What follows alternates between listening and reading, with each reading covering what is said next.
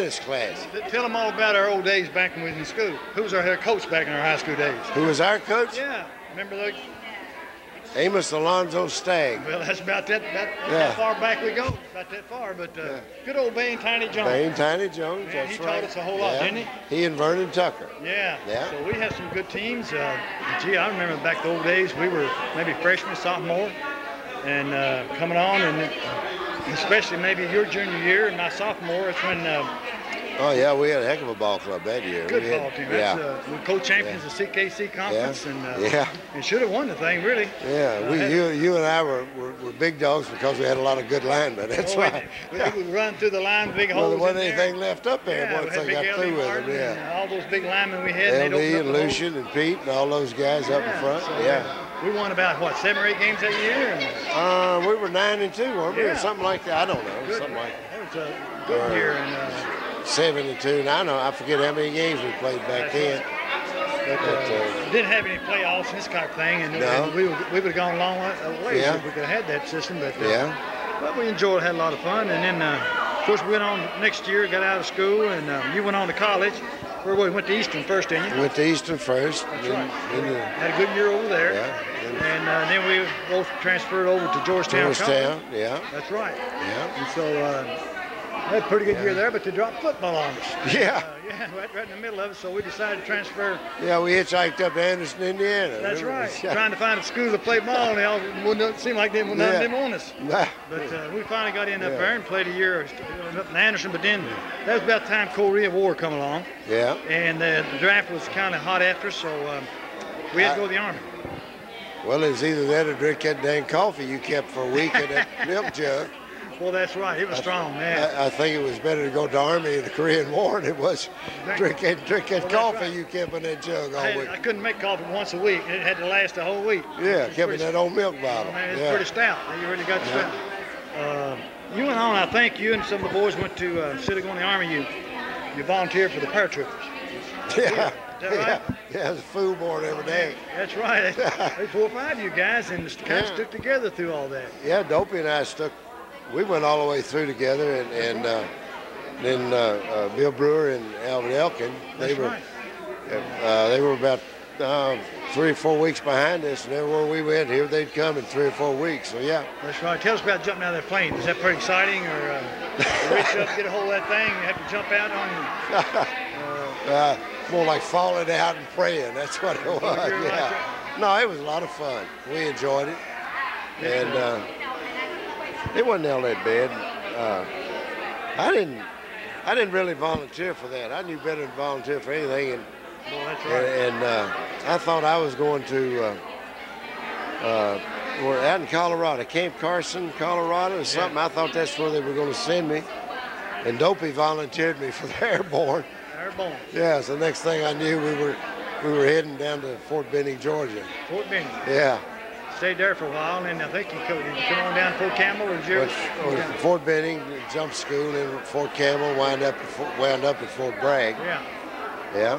Well. So no, it was a good experience. Good experience. Yeah. And you guys stayed there a while, and then of course you went on through. Yeah. You got married somewhere along there, didn't you? I believe, wasn't it? No, Dottie and I got married. The last year I was in the service. Yeah. That's right. Yeah, the last year. I got out in '56. Yeah, we married January '55. Yeah. That's right. And you come on back home, and I think you went back to college or somewhere. Went back to Georgetown and finished. And graduated over there, and when I believe you got into coaching, didn't you? Yeah. Got into coaching. Spent 27 years in it. 27 years coaching. That's football. Football coach. But that was you moved around a few schools and did real well. I remember that. Yeah. A lot of success. A lot of fun teaching kids, ain't it? Yes, it is, Bill. It really is. It's rewarding. Yeah, that's the best thing about it. A couple of weeks ago, I had a chance to have lunch with one of my former players at Danville.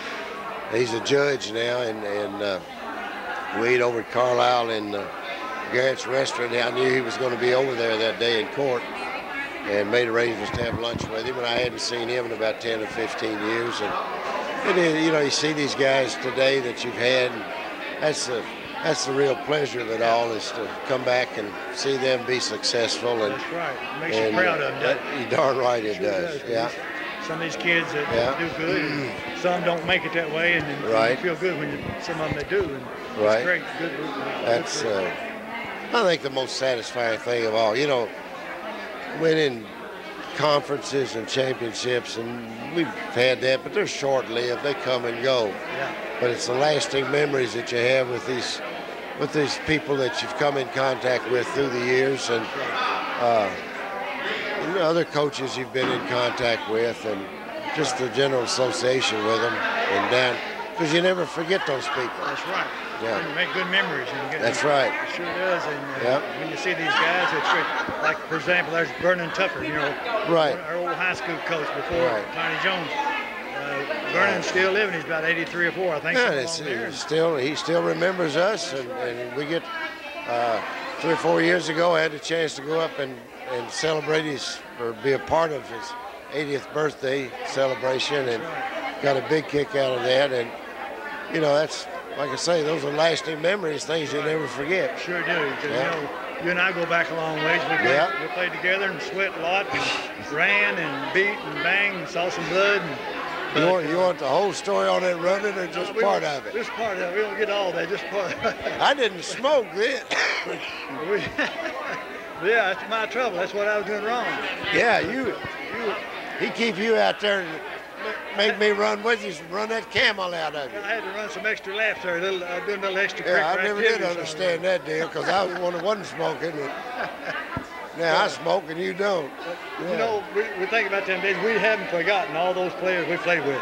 No. You don't forget them. No, you don't. Those kind of memories don't get away, because we spent a lot of times together, and just a great thrill. And football teaches you something, don't it, Pat? Yes, it does. About character. Well, not only character, but learning that you have to get along with the guy next door to you, or next to you, or in the other business or whatever. And I think that's the biggest thing that you learn is, you know, there's no two people on this earth alike, but you got to learn to respect everybody for what he is, and that's the great thing about football. Maybe the guy next to you is not as talented, or maybe he's more talented. Yeah. And you still got to learn to get along with him, and if you do get along, and they call it chemistry today, and I think that's the best. That's right. So, you know, that's the secret to success. Is you know, a lot of people can do big things. Very few individuals can do big things. Right. You got to have help, and you got to have people around you. That's true. And you learn that from football. It is. You compete, you know, against each other, and you're better than one guy, and another fellow's better than you are. That's right. He puts you in your place in a hurry. That's right. You learn how to lose, and you learn how to win. Yeah. And you learn how to you learn to become real humble a lot of times. That's right. You do.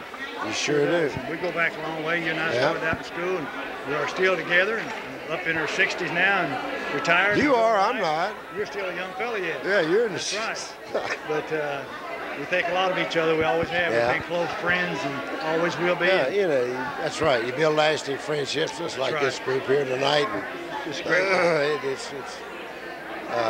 I don't know. It's just a good, close-knit feeling that you get. That's right. And yeah, we do go back a long ways, Bill. We sure do. Yeah, you stop and think about it. That's right. It's been great, man. All these years have been great, and I want you to know I appreciate you very much. Well, I appreciate you, Bill, and we've had some good times, and we're going to have some more good times. That's right. We're not stopping here. We're still going to have some. That's right. I appreciate you, buddy. All right. Thank you very much. Come here and help us out a little. Come here, we'll all three of us get in here together. Come on, James. Y'all got to review some of these stories. Well, we need to go, you know, not too. Okay, now make it short, because the wife is waiting. Yeah, we gotta go. Here's a couple of guys I want you to meet now. Don't hold it against either one of them. They're still pretty good fellas. They made it all these years, and I don't know how, but they're still alive and kicking. All three went through school together in 1952 when we graduated. I think that's right. But tell us something back there in the old high school days, Charlie. You get in any trouble or mischief or